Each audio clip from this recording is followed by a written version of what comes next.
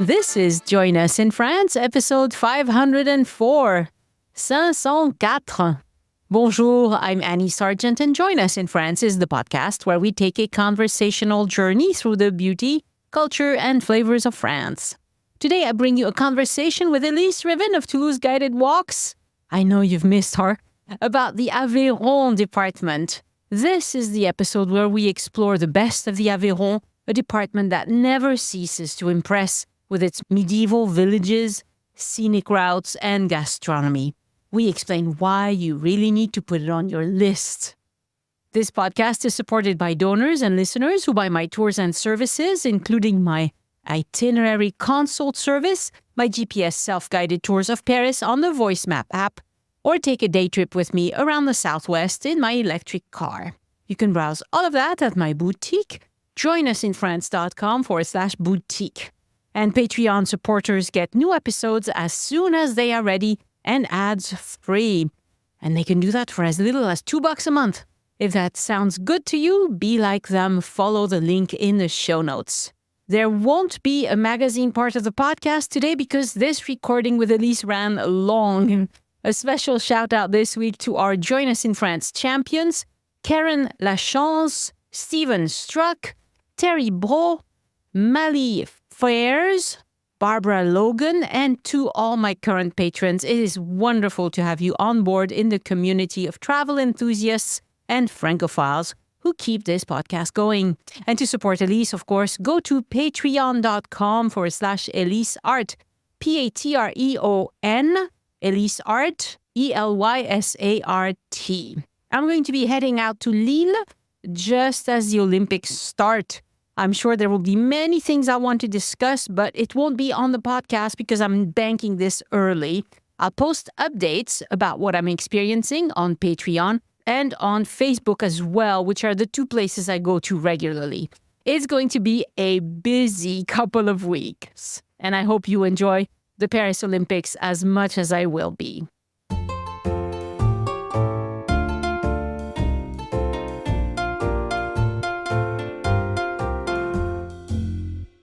Bonjour, Elyse. Bonjour, Annie. We're recording about the Aveyron today. Yes. A beautiful department in the Occitanie. And the reason why we're laughing is because we started it. We were gabbing away, and then I realized, it's not recording. Oh, the card was full. Let's get another card. Anyway, here we are. Oh, wait. I have this vision of the words floating into the cloud in the sky, disappearing, and I get them back.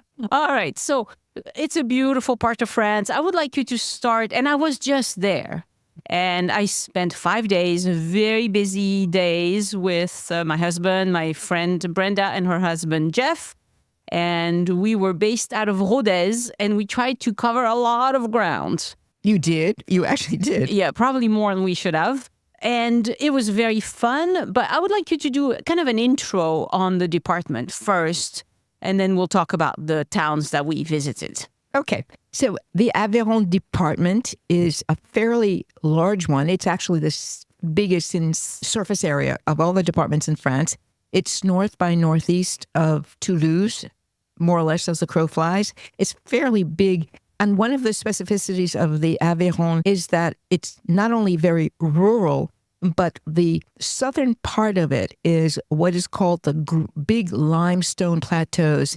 These were carved out millions of years ago because it used to be under the sea, and it has left a very dramatic landscape. It reminds me a little bit of parts of Western Ireland in some ways. It's very barren in some parts, but very, very beautiful in a dramatic kind of way.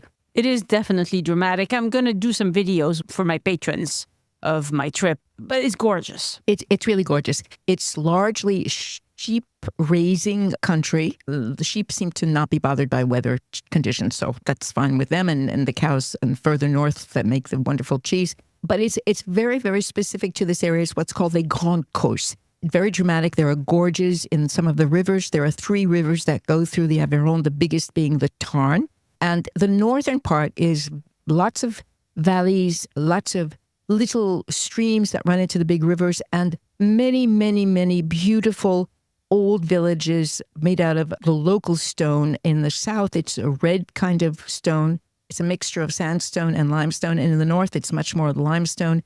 with a very specific style of architecture with very steep roofs. And that is because this is a region that gets a lot of rain, and snow can happen in the wintertime. And so the old buildings and houses, of course, had very thick walls, and it's actually quite lovely. Most of these villages, and Annie will talk about the specific ones she visited, have been fixed up and made into largely summer homes and places people have as secondary residences, or places people go, and French people go a lot to this area in the summertime because it's very, very beautiful, and it's very far from the city life that a lot of people have. Now, the biggest city is Rodez, which is just about 55,000 people, and it's just about dead center in the middle of the department. Yes, that's why we chose to stay there. And it's kind of, it's an active city, and it has a couple of very important things, which we'll talk about a little bit later in talking about specific monuments.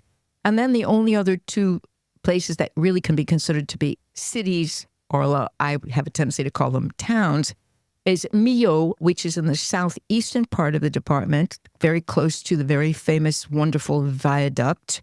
And that is a town of about 22,000 people. A little bit hidden away. It's not a place that people tend to go to. And especially now that the Viaduct is there, people tend to sort of go over the top and leave it. But the area is beautiful. It's close to where all the sheep are that produce the wonderful Roquefort cheese. And then on the northwestern side of the department, close to the Tarn and actually closer to Albi, you have Villefranche-de-Rouergue, which is the other town, small city that is about 15,000 people. And it used to be, interestingly enough, the capital of this region when, prior to modern times, to the time when departments were made, which of course was after the French Revolution, this was a region that was largely called the province of Rouergue. And they had their own counts, the counts of Rouergue. And Villefranche was, at the time, the capital of Rouergue. Yeah, it was bigger than Rodez. Much more important than Rodez, yeah. And just another thing which I actually find amusing, Rodez, Rouergue, lots of R's. There were a Celtic tribe there before the Romans arrived called the Routen. At least that's what the Romans called them. Who knows what they called themselves? They were called the Routen. They were among the biggest defenders of the land against the invasion of the Romans. They were relatively ferocious as warriors. And even though the area eventually got conquered by the Romans, the name Routen has lasted in Rouergue, in Rodez, and the people are called the Routenois. Aha, yes. So there's the vestige of Asterix and all the wars with the Romans in the olden times. It's a very beautiful, relatively wild area compared to the Lot, the Dordogne, which are very calm, very, very long, civilized, I would say. And it's a part of France that's very popular with French people to go on vacation.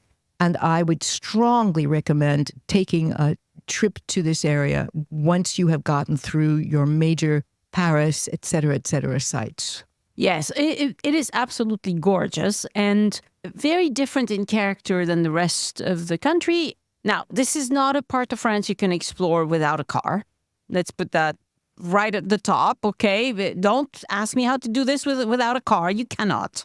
You can go to a few of these towns, Rodez for sure, probably Villefranche-de-Rouergue, possibly. Probably not even 100% sure. Just get a car. Yeah. And lots of narrow, windy, beautiful country roads. Yes. This is a place where you don't have to worry about going too fast on an autoroute because there aren't any. Well, there's some. There's the A9, I think it is, or... They crisscross, the one that goes across the viaduct that actually goes from Clermont-Ferrand to that might be Béziers. A7. There are 2 or 3. But basically, if you really want to explore the region and the department, you take the little departmental roads and you enjoy yourself. My car GPS kept on sending us like 1-lane roads, and my husband was getting uncomfortable with this whole thing of 1-lane road. At least it's on the right side. It's not like going to England or Ireland and doing the same thing, where you're on the left side and you're on a 1-lane road. Yes, and it's worth reminding you that if the GPS tells you to go down a road that looks too small to you, just don't go. Keep going straight. It will recalculate. You might need this in the Aveyron quite a bit. You might need it, exactly. Yes, yes. Okay, so we went to... so the Aveyron has a lot of plus beaux villages de France. Yes. I think there's 10 of them. It seems to be 10, yes. Which is a lot for one department. As always, the plus beaux villages are absolutely wonderful, especially if you go on a day when something's happening. If you go on a generic winter day, it's dead. Nothing. Everything's closed. You might have one cafe that's open, the end. Because there's not enough visitors most of the time to keep all these businesses open, okay? So try and time your visits. What I would do if I were doing this, which I did, is spend time on weekdays in Rodez or in the bigger city, which is Villefranche-de-Rouergue, and then save the villages for weekends. Because on a weekend, even in the winter, there might be some things open. And if you can go during school vacations, whether it's the summer school vacation or some other school vacations, because this area attracts a lot of French visitors, more things will be open during school vacation than the rest of the year. Okay, so that's your generic warning for all of these places. They can be dead, not a soul outside. Yes. This is especially if you go outside of the high summer season. And one of the villages you went to, which is one I've been to a couple of times, we went to Najac, which is absolutely gorgeous. This is, I don't know, maybe a year or two ago. But I don't remember what day of the week it was. But by the time we got there, we were starving. And there was one little restaurant, crêperie kind of place that was open. And, I really hadn't thought about it ahead of time. But you're absolutely right. You have to really pay attention to things like that. Yes, definitely. Okay, so speaking of Najac, we started in Najac, which is lovely. The village itself is very cute. And then there's a little chateau that you can visit. I did not go into the chateau because it was closed both times. We got in. Tell us. Okay, so I must have been around Easter time, I guess. I have no idea. It's all vague in my mind. The chateau was open, and we had a choice between a guided visit and then just roaming around. My husband is very impatient, so we wound up just roaming around. But we did go in. So part of it is still intact. There's a huge open courtyard on the inside. There were 2 sets of stairs, the circular stairs that you can go up into the towers. And I remember that some of the rooms were relatively intact, and then there was a part of it that was actually in ruin. There were a fair number of panels that explained what the rooms were, what their function had been, and they managed to dig out and show a little bit of, for instance, the tiles on the floor and the things like that. So you got an idea of what the chateau was like when the lords lived in it. That's interesting. Yeah, and there was a little piece that was Renaissance, and there's a part of it that's still fortified medieval. One of the things that's specific about Najac and the chateau, there were 2 other villages in the southwest that I know that are similar, is that if you remember, the village is very long. It's like all on one long skinny street. Yes. That takes you up towards the chateau, and then the chateau is all the way up on the top. It must have been a weekend because there's a little museum just at the entrance to the chateau. And the museum gives a bit of the history of the chateau and of the village. And if I remember correctly, it was indeed open at that time only on weekends. But it was very nice. It was really an interesting visit. Good. Yeah. So go on weekends or go during school vacations. Always a good idea. Najac, very cute little town. You'll probably spend, 3-4 hours there, even if you have a meal. And that's the case with all of these places that we're going to discuss. The second place I went to is Villefranche-de-Rouergue. And Elyse mentioned earlier that Villefranche-de-Rouergue was bigger than Rodez at the time, long ago. And that is because it was a Villefranche. Franche means free of. So it was a city free of the king. Well, it kind of works...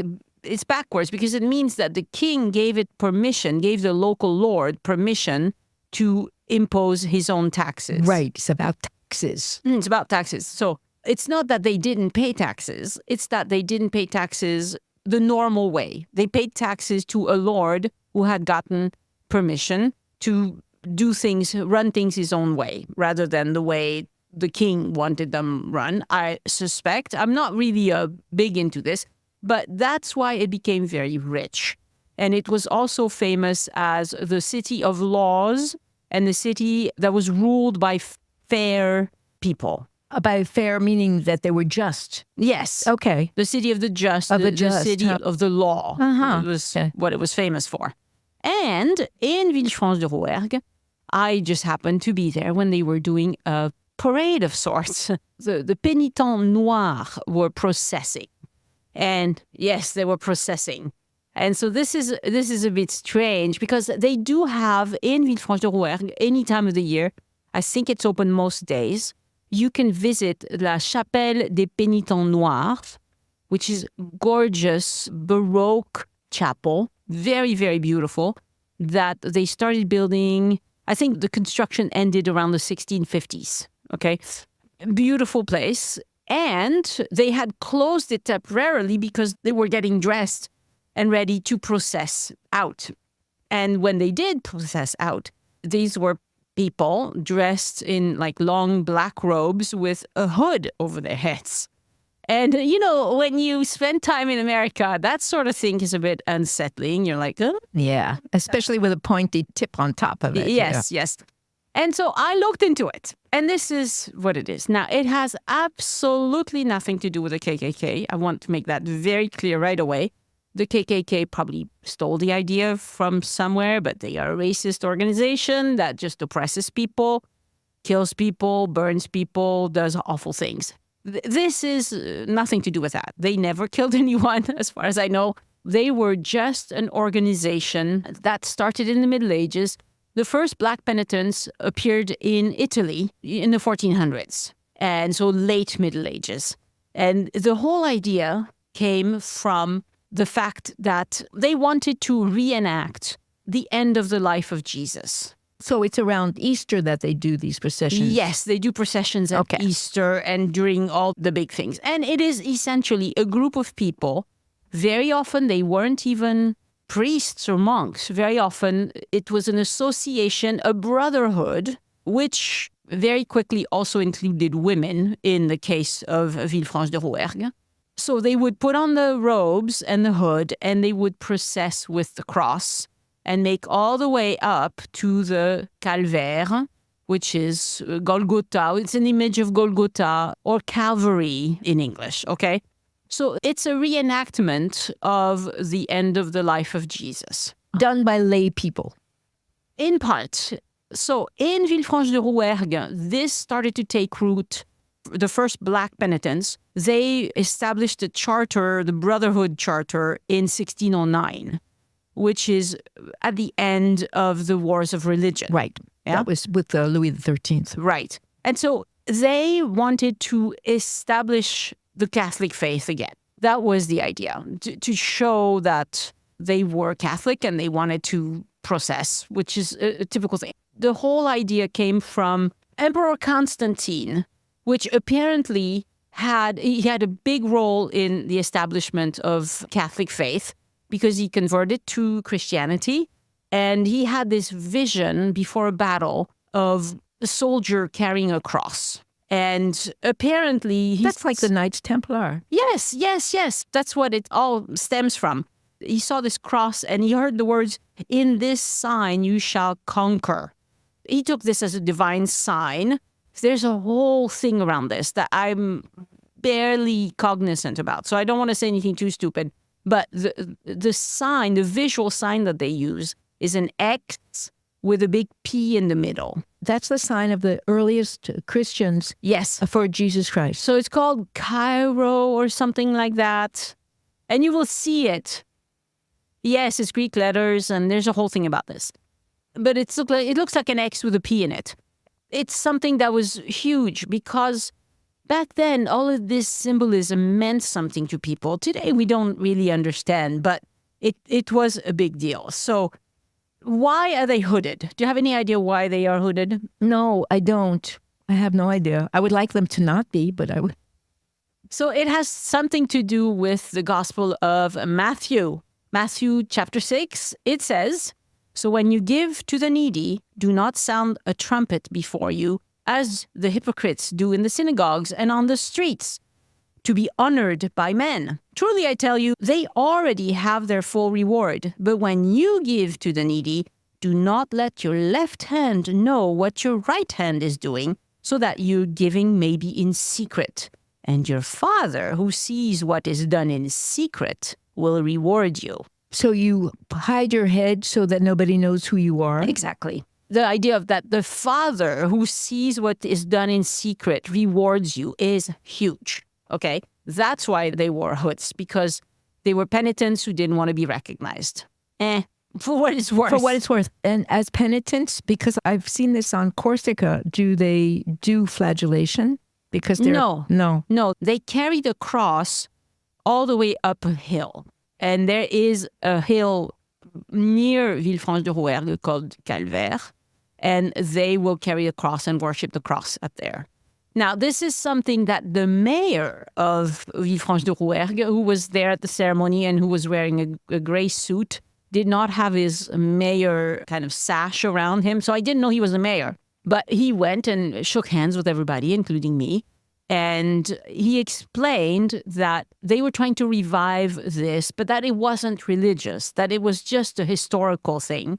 And indeed, apparently there were no priests in the procession at all. So this is something that they do because it was historically important in the area. And they do have a gorgeous chapel as a result. And they had two orders in Villefranche-de-Rouergue, which is kind of crazy because it's not that big of a town. They had the Pénitents Noirs and the Pénitents Bleus. But there's also, so you have the black one, the blue ones, the gray one, and the white ones. There were three in Toulouse. The reason we know, among other documentation, is that there are streets named after them. But They were started basically by Louis XIII, who went around giving money so that these groups could begin. Right. So it was a big deal. And at the same time, in Villefranche-de-Rouergue, they also established a seminary to train priests. It was an attempt to kind of strengthen the Catholic faith. Absolutely. This was the Counter-Reformation. Right. This was the Counter-Reformation. Exactly. If you run into that sort of thing, don't be alarmed. They're not going to kill any people. It's just a historical thing. Well, I think it's this association with other things, you know. There's something also a little bit sinister about seeing people with these pointy hoods walking around. But it's only sinister since the KKK. Before that, it just meant these were people who were trying to reenact the crucifixion of Jesus, which they saw as a good thing. If you're a Catholic, Yeah. Right? They didn't have to have a point on their heads. There's also, by the way, I don't know if you had time to visit it, just on the outskirts, literally, I think it's at walking distance from, because I remember going into the center of Villefranche and there's a huge parking area near the big open square, but they have a Cistercian abbey that is visitable that is actually very, very beautiful. Now, it's older, obviously. Cistercian abbeys go back to the 1200s, 1300s. I'm not even sure exactly when. But at the time, I haven't been back in a number of years, it was possible to visit. The cloister was still intact, and I believe there were actually still a few monks that were living there. So I did not visit that, no. I knew that was there, and I knew about the chapel. I did not know about the order. Yeah, I thought it was really interesting. So Villefranche-de-Rouergue is a cute little town, has several restaurants, the church has this beautiful kind of tower-looking thing that's very recognizable. It's very unique. I thought it was gorgeous. I think because it's a little bit bigger town, it might be a good place if you want to spend a night somewhere in the area. Although it is kind of off-center, you know, it is not as central as Rodez. And like you mentioned, it's a big area. You have a lot of ground to cover. If you want to do this as day trips, it would be easier to do it as day trips from Rodez, which is more central, you know, and you will still spend plenty of time in the car, even if you base yourself out of Rodez. So, okay. Then the next place we went to is called Le Trou de Beausoulfs. Did you go? Yes. Yes, we stopped. It's very quick. It's this geological formation where it looks like a big canyon. And they have it all set up so you can they even have a kind of a place where you can sit and look down onto the canyon.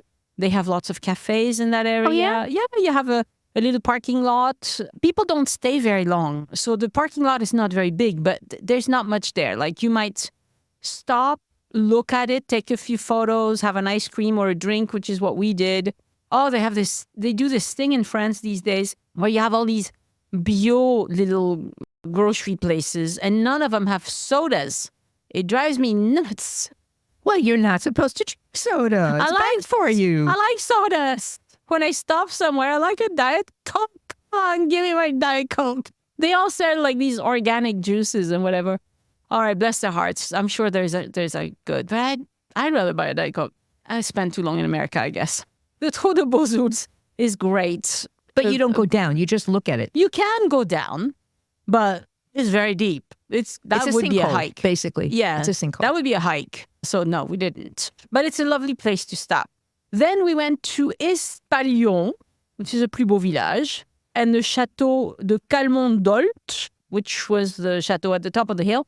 The chateau was closed. There was a sign at the bottom of the hill explaining when the chateau was open. We didn't read the sign. We just hoofed it up. And we got up there and like, it was only open in the afternoon. So defeated again. It's a very beautiful village, though. It is very nice. It is very nice. There was some sort of market going on. So parking was not easy. But it looked lively compared to the other ones. It looked more lively. So that would be a very good place to stop. Estaing was next on our list. And Estaing is absolutely cute. It has this very nice little chateau. We didn't go into the chateau. It looked small, but we didn't take the time because we were running from place to place, really.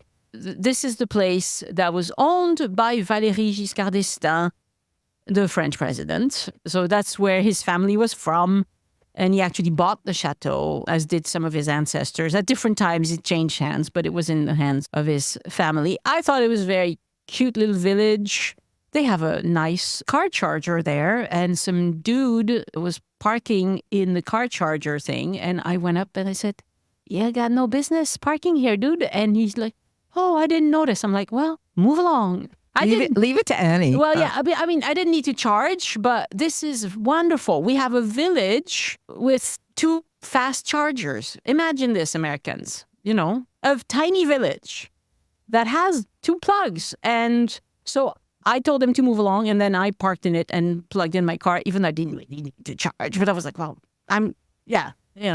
Anyway, so lovely little town. We had a meal at one of the restaurants on the plaza. It was more lively than some of the other ones that I visited because we were there on a weekend. And Estaing and Espalion, I think, are visited a lot. Yeah. Both of them, yeah. If I remember correctly, I think both of them have little Roman bridges, teeny little beautiful humpback Roman bridges. Yes. Estaing has this cute bridge with a steel cross on it. It's really scenic. I will do like a slideshow of the scenic stuff for patrons. I might eventually make it open to everybody. And it's very much the typical Aveyronais architecture of the stone with the slate roof. Very beautiful. I guess it's an aesthetic you either develop or whatever, but I find it very beautiful. Yes, It's very medieval. Next, we went to Conques and Sainte-Foy. Now, we didn't do all of this on the same day, okay? We slept in between some of these things. Conques and Sainte-Foy were on a different day. And I was charmed by Conques. I thought I had been to Conques, and I had not been to Conques. This was my first time there. So I thought it was actually, like, compared to Cordes-sur-Ciel, where you have to hoof it up. In Conques, you can park up and walk down. So it's more accessible, and it's not as steep. No. Okay? Geographically, it's very different. I actually have been there a lot. I mean, I've been there many times. Let's put it that way. I've taken groups there. I've been there many, many different times. And of course, it's actually smaller than Cordes-sur-Ciel in terms of the size of the village. It's really, really very small. It's in the bottom of a teeny little valley. But the major reason why it's so famous, aside from the architecture, which is important, is that it is a stop on the road to Compostelle. Right. And it's still an active stop. It's still a place very much so, that pilgrims go. And it's a bit out of the way. So there are 2 buildings that are there to house pilgrims, because otherwise there aren't that many. There are some very cute little shops and some very nice little houses. But the village itself, other than around the abbey, is pretty small, you know. Right. And they do welcome a lot of pilgrims, and they do have facilities just for the pilgrims. I thought it was adorable. There's Sainte-Foy, which is, I don't remember her story. I read it. She was a Roman martyr. Can I just briefly tell the story of... Yes, please. Okay, so the village of Conques, it's really at the limit of being a village. It's so small, but it's famous because of its abbey. And one of the things that, aside from the fact that it's still active for pilgrims as part of one of the routes to go to Compostelle, is that it's the front entranceway has what is called a very famous tympanum, which is the huge semicircular sculpture above the doorway. It's one of the few left that still has color from the original color that you can see. You can actually see places where the color is. A little bit. And it's a version of the Last Judgment. It's one of the best versions of the Last Judgment you will see, because on one side you have the devil pointing down with people going to hell, and the other side, you know, the angels pointing up for those who have been good in their lives going up. And it's wonderful. It's very visible. It's very famous for the quality of the sculpture. And it's got a cloister.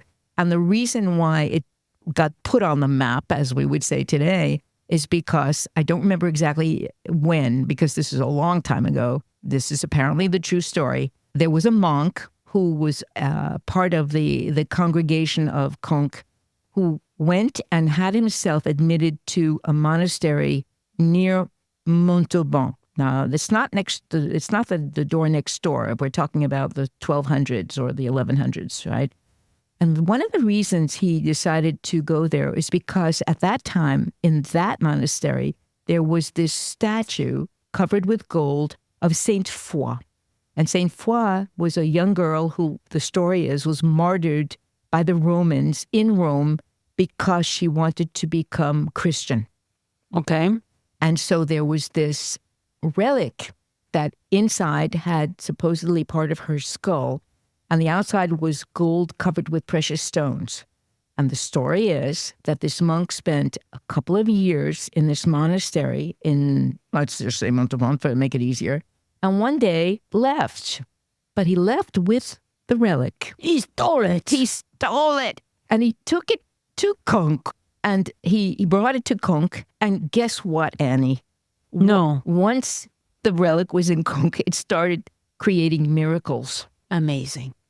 And it's been there ever since. Uh-huh. And it's been there ever since. Did you see it? Did you actually see it? Yes. It's very beautiful, except that, of course, they did laser soundings in the more recent times, and there is no skull inside, unfortunately. Oh. Well, that's no matter. But it's covered with gold, with precious stones, and it is something that is very important in the history of the Abbey of Conques and has been for the last 700-800 years. Right. And the other thing that's remarkable about the church in Conques that you can visit, obviously, is that they have some stained glass from Soulages. And we'll get back to those in a moment. I have things to say. But Annie always has things to say. Yes, I do. But it's, Conques, not to be missed. Go It's to Conques. UNESCO. It's a UNESCO World Heritage Site. Yes. Next thing we did is we went to Peyres, a very tiny little village, which is not that interesting. I mean, it is gorgeous. It has a train that goes just below it, but does not stop. I didn't see a stop. But from Peyres, you have this beautiful view to the Millau Viaduct. I thought that in French it was viaduct and that in English it's viaduct. It's with the no opposite. T. It's viaduc in French and viaduct in English. Okay, so I'm just confused. All right. So this little village is very cute, but mostly you would go if you wanted to take pictures of the bridge from a distance. It's lovely. And we drove through the bridge and I made a video, which I first released to patrons. And I think I've since now released it on the YouTube channel for anybody to see. It's very nice driving it. But I mean, it's driving on a freeway. You know, when you're on it, you don't see it. Well, you do see the piles, very nice drive. And the reason why they built this is because this freeway that goes between Paris and Montpellier is one of the oldest in France. At Millau, you have two valleys with this very deep valley floor. It's like a gorge. And really, there were massive traffic jams on this road down to Montpellier. People of Paris were sick and tired of it getting stuck around Millau, going through the town and all of that. And so they built the bridge. That's essentially what it is. Apparently now, of course, what's happened is that the people in the town of Millau are upset because nobody comes through Millau anymore. Well, compared to before, they had to, because Millau was like a massive traffic jam Right. most summers. And now people just go right above. It's quite impressive, actually. It's very nice. It's very nice. Then we went to Roquefort-sur-Soulzon, which is where they make Roquefort. And all the AOC Roquefort sold in the world comes from this tiny little town of Roquefort-sur-Soulzon. And we visited the Papillon cheese makers that are not as big as Roquefort Société, but they do produce plenty and they do export to the US as well. And it was a charming visit. I wasn't sure if we were going to make it or not because they're not very responsive. You cannot book online. You have to call them. And when you call, they don't respond very much. But they called me back eventually. They saw that I called several times and called me back and said, yeah, you can join the next tour, which starts at blah, blah, blah. And it's a free tour. This is one of these instances where I wish they would charge for the tour and make it easier to book it because they keep it free, but it's a pain in the behind to get in those tours because you have to get the right person at the right time. I was there quite a number of years ago, and I think what happened was we just showed up and went to see which tour was available. You might be able to do that. Société also has tours. There's like 3 or 4 different. There's small. So Papillon is smaller than Société. Then there's, I can't remember the names. Then there are small producers as well. You know. And then, of course, you have some shops that have all the different Roquefort that you can buy. Yes. And I thought it was really generous of Papillon because at the end of the visit, which was free again, they put out quite a selection of all the cheeses that they make. There was plenty for us to taste everything once and even twice. And I ended up buying a lot of cheese and I sliced it up and put it in these little plastic things where you vacuum pack it and then you can freeze them in small chunks. So he said, you can freeze them for 6 months, but then once it's defrosted, you have to eat it in 2 days. Because it changes the consistency, doesn't it? No, it does not. The consistency is fine, but it might turn after it's been frozen. So he said, freeze it, vacuum pack, freeze small chunks that you can eat in 2 days. And every one of the ones that I've removed from the freezer, I've eaten in 2 days. Yeah. It's because it's good. I mean, if it's an acquired taste, first of all, blue cheeses are definitely an acquired taste, I think. But Roquefort is the strongest of the blue cheeses, and it's, of course, made from sheep's milk. And what I loved about the visit is seeing the underground natural caves where they keep the cheeses, and, of course, the story of how they discovered the idea of using blue, the bacteria. So by now, they don't use any of the old caves anymore because it's not as sanitary as they used to think. So now they all have modern plants but they're all made within the town of Roquefort-sur-Soulzon. And it's actually quite an industrial little town because you have semis driving through there all the time. Because they distribute, right? Bringing milk and, taking away the cheese. So it's not a scenic town. It's an industrial town, really. But you can visit these cheese-making places and you can, if you're there at the right time, you can taste and you can buy. And I bought plenty. I bought like 80 euros worth of cheese. And Papillon makes other sheep's cheeses besides the Roquefort, which I quite enjoyed as well. I wish I had gotten more of the other types of cheeses. Oh yeah, there's some that are very creamy and lovely. There's one that tastes like you're visiting a sheep farm. Oh, I'm not sure I would like that one. No, it's good. It's good. Those, of course, by definition, Roquefort has to be sheep's milk. But there's another blue cheese in Aveyron called the Bleu d'Aveyron. And that's actually what my husband prefers because it's not quite as salty. It doesn't have that bite to it, But it's big cheese country in terms of production of cheese. Did you stop in Saint-Afrique at all? We did not. Okay. That's another one where I'd like to go to Saint-Afrique and Millau. at some point. I have a vague memory that the old city center was cute, but that the surrounding area, the countryside was beautiful. But other than the old city center, which has a certain charm, it was more fun to visit the Roquefort producing caves in Roquefort and just pass through Saint-Afrique like that just for a short visit to see what it was like, Yeah. It wasn't a big deal, Yeah. So yes, the guy told us that there's many different types of blue cheese that are made even in the Aveyron. It's just that to call it Roquefort, it has to be from Roquefort-sur-Soulzon. And just a note for our dear listeners, Roquefort means the strong rock. So this one is hardly the only town in France called Roquefort. We have many. So if you want to see the one with the cheese, you have to go to Roquefort-sur-Soulzon in the Aveyron. And that department, the zip code starts with number 12. I don't remember what the zip code for Roquefort-sur-Soulzon is, but it starts with 12. Yeah. If you go to another one, no cheese. No cheese for you. Then we went to Sainte-Eulalie, which is another most beautiful village. And that one is linked to the story of the Templars. It even has a Templar experience that you can go to, but it wasn't running when we went, so we didn't do I have it. to try and go there. There are 3 towns that are linked to the Templars in that area, not far from the Millau Viaduct. And they are Sainte-Eulalie, La Couvertoirade. That's the one I really would like to visit. Yes, it was interesting. I'll tell you in a second. And that's it. No, it's 2 of them, not 3 of them. There might be another one that's not a plus beau village, but I didn't see it. So Sainte-Eulalie was very nice. They have an experience, Templars experience, that was closed. It was a bit dead. No, it was quite dead. We weren't there at the right time to experience the whole town.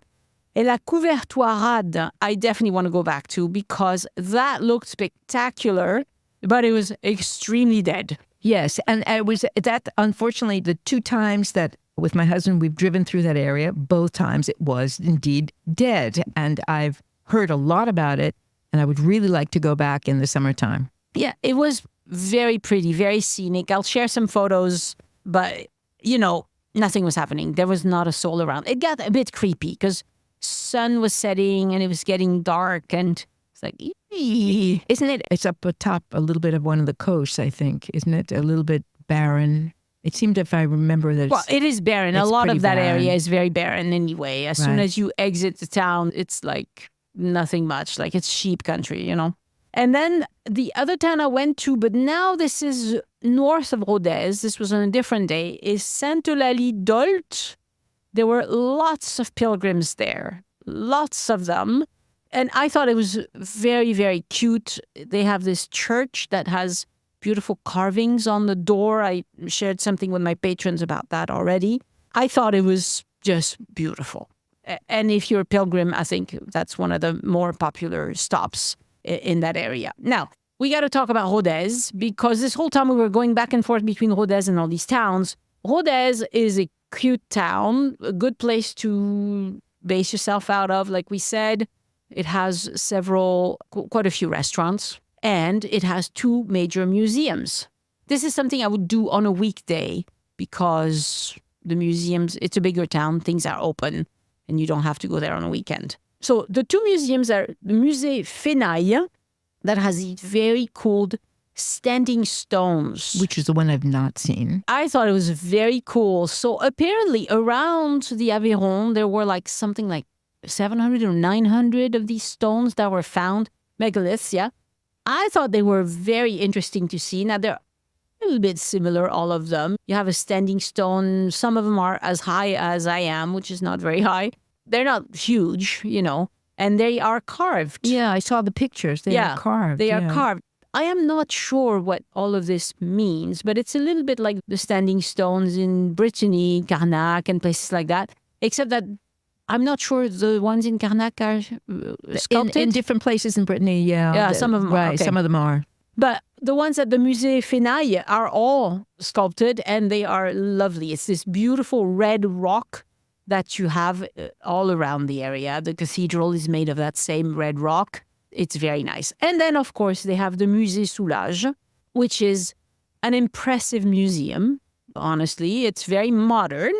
It's not been there for very long. 2004. Okay. And Soulages is a huge deal in Rodez. Annie, he's not just a huge deal in Rodez, he's actually internationally famous. Right. Okay, the painter. But can I just make a comment about the building? Because I've been there a number of times. The rock, you were talking about the rock and the red color and everything. It's red sandstone, which I know you're going to talk a little bit about the cathedral too.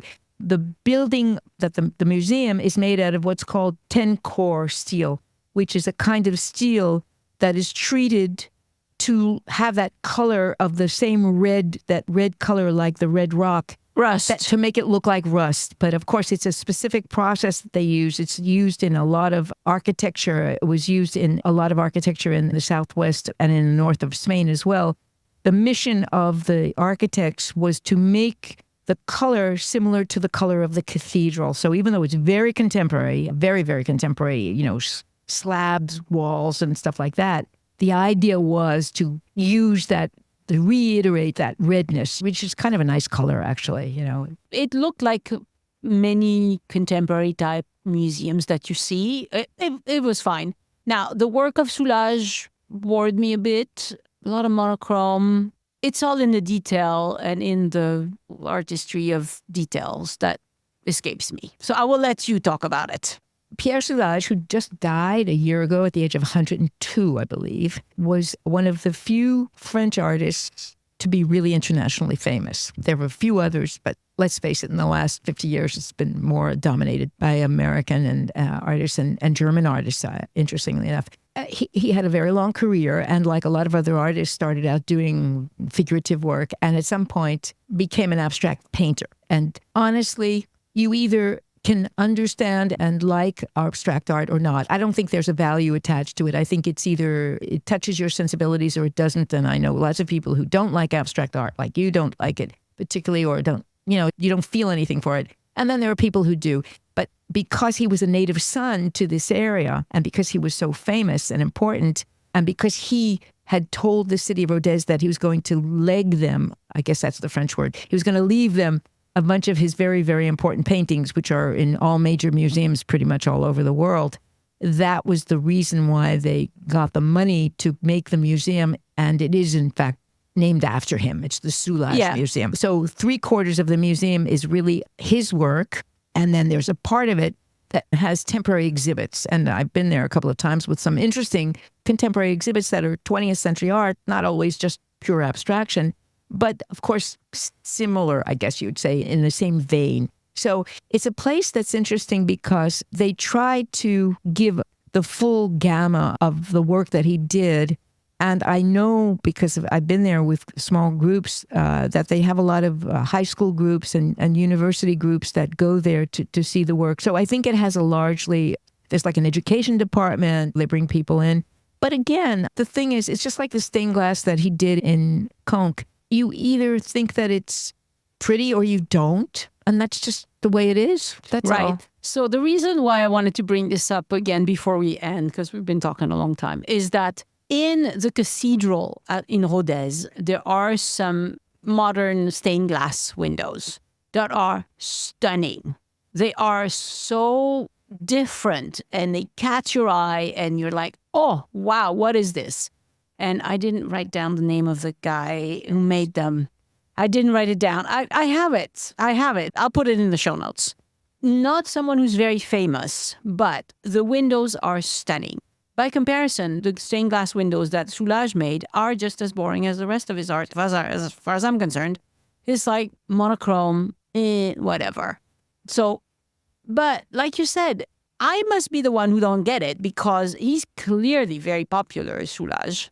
Some people really find that they have a response to abstract art, and some people don't. And that's just the way it is. It's like there are certain things we like in terms of forms and colors. I make no judgment about any of that at all. I think it's just you either see something that touches you and stuff like that or you don't. But I would be interested. You talked a lot about the cathedral. I've been in it a few times. It's very big. It's very beautiful. It's made of this gorgeous red, purpley sandstone. Talk a little bit more about your experience of going into the cathedral. The cathedral really touched me. Rodez is famous as the city of bishops.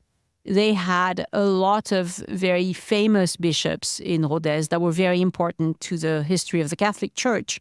They have a lot of displays about the various bishops that served in this area.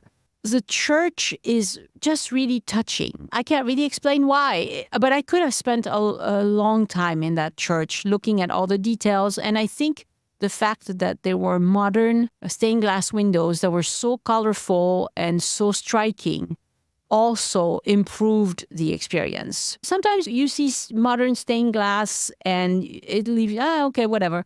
But these were really striking in my opinion. And in that particular cathedral, they also have some of the older stained glass, which by comparison wasn't as impressive, which is really strange because I really like stained glass and I typically don't ever say, oh, modern stained glass would be my preference, except for in that cathedral.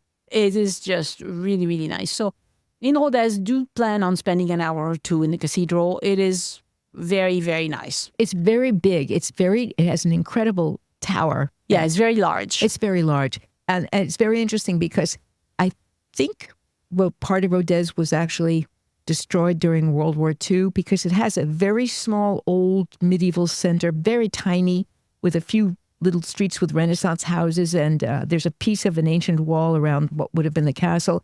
But everything is just centered right around the cathedral.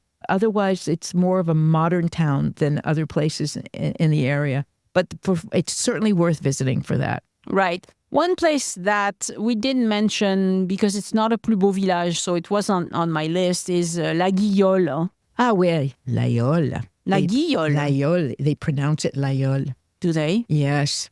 Weirdos. Yes. This is up in the northeastern part of the Aveyron, in the area that's called the Aubrac, which is probably, it's not considered to be one of the Grands Coasts, but it's a very big, wide open area. It makes me think it's the French equivalent of the Great Plains in the United States. It's very open. It's kind of little undulating, but it's pretty much, you can see forever in every direction. And it's cold and lots of snow in the winter. And in the middle of that is this very beautiful village called Laguiole.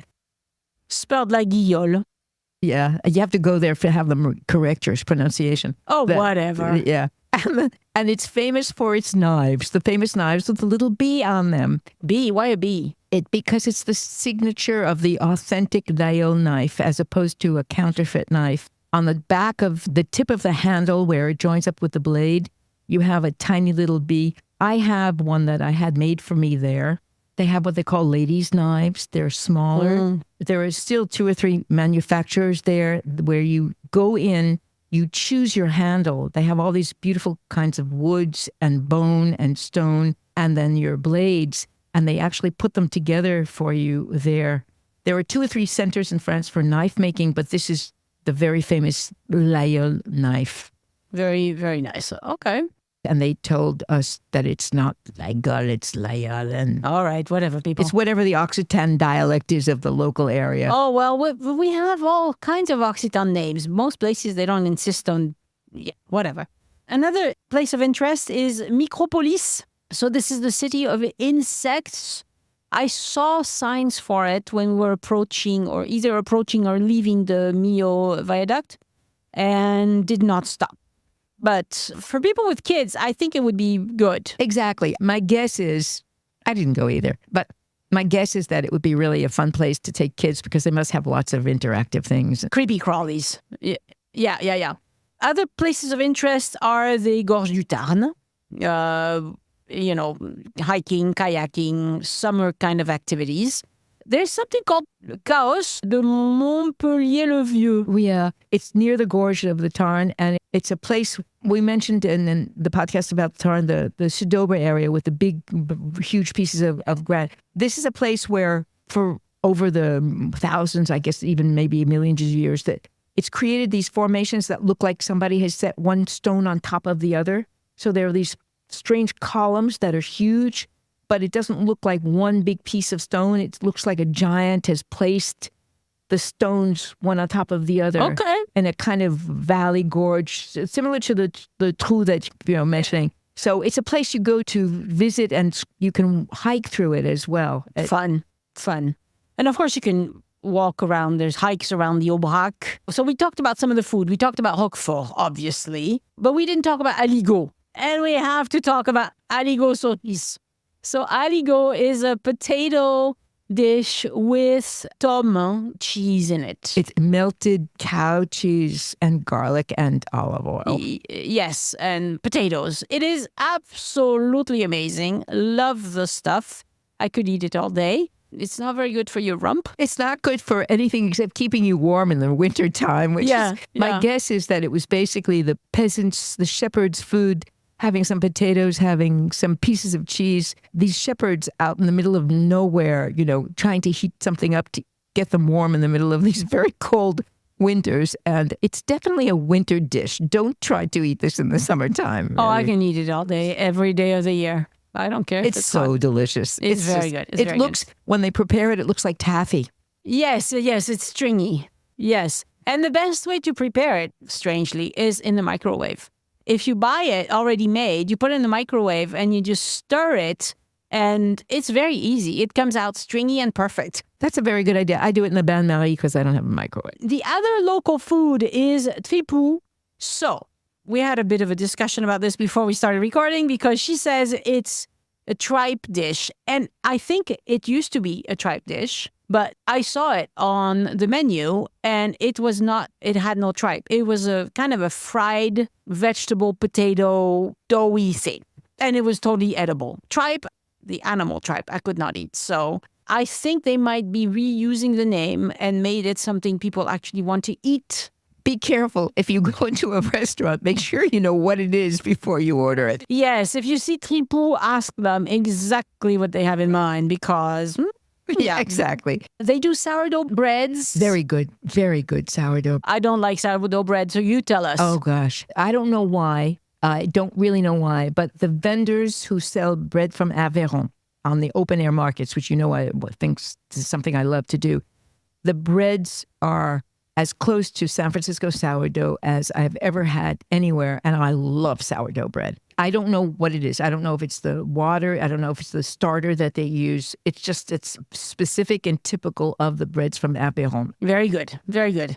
Then they make a gâteau à la broche. Yeah. So we had some of that, and you can buy it. I mean, they don't have to have it on the spit. You can just buy it. It looks like a tower-looking thing, and you break pieces off. It was fine. I wouldn't say it's anything to write home about, but it was fine. It's very strange. I think it's the same batter as waffle batter. We had a Christmas market here in Toulouse. They had a stand. They were making it. It was the stand that had the biggest line of everything besides the aligot at the market. And they were putting chocolate on it and all this other stuff. And I was thinking, no, I don't think so. But it looked like it would be fun to have warm right off the spit, that kind of thing. Probably. So at the Millau Viaduct, they have a visitor center. And underneath the visitor center, they have this little restaurant-looking thing where they were selling fancy sandwiches. So they were like wraps. I got mine with aligot saucisse because that's the local dish. So they put it in a wrap and you bite into that. But my friend got one with a foie gras. And anyway, there were different kinds that you could get. It was a very interesting kind of, freeway rest stop sandwich. Liked it. I thought it was good. But everywhere you go in the Aveyron, they will sell you aligot saucisse. So you don't have to go looking for that. It'll just come to you. This is not wine-producing country. So, don't ask me for a wine tour there. No. Cheese tours you can do. Yeah, cheese tours, yes. An aligot tour, yes, you can. Tours. But get the wines from near Montpellier are fine to have. Exactly. There we go. Yeah. Exactly. And the fouasse, we have to talk about. This is the kind of stuff I love. Fouasse it's a kind of brioche, but with a little fleur d'oranger. And I don't even know how to say that in English, to be honest. It's like an orange blossom. Orange blossom. Orange blossom water or something, a tiny little bit. It's very rich. It's got a little bit more butter in it than a typical brioche. And it is yummy, yummy, yummy, yummy. See, I didn't try that. Oh, boy. You take a slice of that in the morning with your coffee and it holds you for a while. Not that long for me. All right. Well, okay, this is going to be a long episode. And it's getting to be lunchtime, so there you are. But thank you very much, Elyse. We love the Aveyron. I hope you get to go. It's really, really beautiful for those of you who've already done your Parisian trip, your Normandy trip, and maybe even your Southwest Dordogne trip. Try going to the Aveyron. It's gorgeous. Amen to that. Merci, Elyse. De rien. Au revoir. Au revoir.